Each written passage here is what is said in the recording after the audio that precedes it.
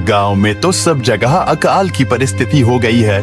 लगता नहीं कि अब इस गांव में ज्यादा दिन रुकना उचित होगा। काम के लिए बाहर गांव तो जाना ही पड़ेगा। भूषण काम की तलाश में दूसरे गांव की ओर निकल पड़ता है।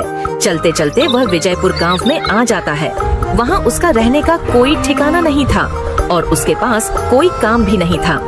चलते चलते वह एक अमीर किसान जगत सेठ के पास आ पहुंचता है। सेठ जी, मैं भूषण दूसरे गांव से आया हूँ। हमारे गांव में अकाल की परिस्थिति हो गई है। लोगों के खेत सूखे पड़े हैं। गांव में बूंद बूंद पानी के लिए लोग तरस रहे हैं। अगर मुझे आपके पास कुछ काम मिल जाएगा तो बहुत कृपा होगी बड़े भाई। अरे रे, लगता है तुम्हारी हालत बहुत खस्ता हो गई है। ठीक है, वैसे मेरे पास एक काम तो है, पर लगता नहीं कि तुम वो कर पाओगे। सेठ जी, आप चिंता ना करें। मुझे आप कोई भी काम दे सकते हैं। मैं वो काम पूरी मेहनत और ईमानदारी से करूँगा। अच्छा ठीक है भूषण, तो कान खोल कर सुन लो।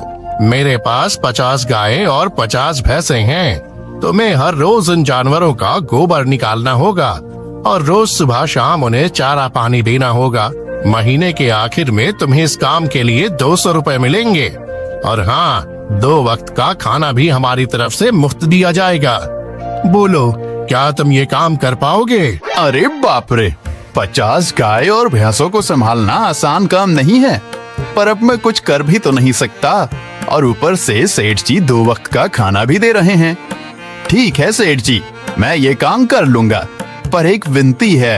हाँ बोलो भूषण, क्या बात है? सेठ जी, अगर आपको समस्या ना हो तो क्या मैं आपके गायों के साथ गौशाला में रह सकता हूँ? सेठ जी, मैं इस गांव में नया हूँ। मेरा रहने का कोई ठिकाना नहीं है। जग्गा सेठ थोड़ी देर तक सोचता है और भूषण को ऊपर से नीचे तक देखने के बाद उससे कहता है, ठीक है भूषण, तुम गौशाला में रह सकते हो। जी धन्यवाद सेठ जी। तब से भूषण गौशाला में रहकर अपना काम करने लगता है। वह रोज जल्दी उठकर गाय और भैंसों का गोबर निकालता, उन्हें चारा डालता और समय पर पानी भी पिलाता था। हर रोज भूषण अपना काम ईमानदारी और पूरी मेहनत से करता था। जगत सेठ को भी भूषण का काम बहुत पसंद आने लगा, क्योंकि वह अपना काम सफाई से करता था।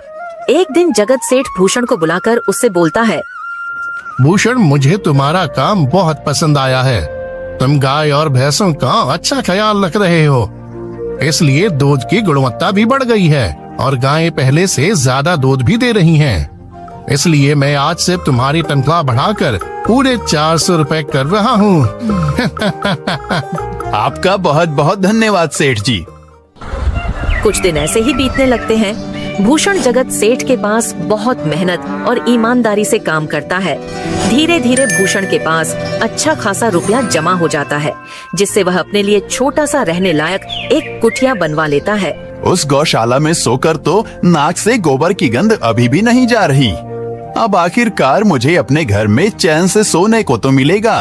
तब से भूषण जगत सेठ के पास गौशाला में काम करने आता और 2 वक्त का खाना खाकर अपने घर सोने के लिए चला जाता था।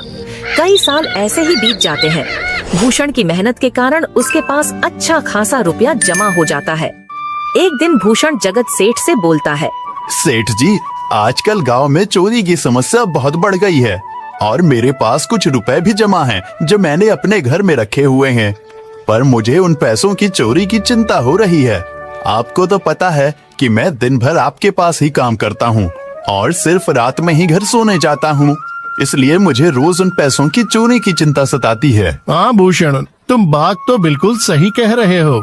आए दिन गांव में नए नए चोरी के किस्से सामने आ रहे हैं और दिन भर तो तुम्हारा घर खाली ही रहता है, तो चोरी होने की संभावना तो जरूर है। जगत सेठ थोड़ी देर सोचता है और फिर भूषण से कहता है, देखो भूषण, ऐसे समय में तो गांव में एक ही जगह है जहां पर तुम्हारा धन सुरक्षित रह सकता है, और वो है जमींदार का घर। क्या? जमींदार का घर? हाँ भूषण, इस गांव के जमींदार बहुत ईमानदार और दयालु हैं। ऐसा मैंने कुछ लोगों से सुना है और उनके घर पर बहुत सारे पहरेदार भी हैं, तो चोरी होने की संभावना बहुत कम है। तुम अपने पैसे उनके पास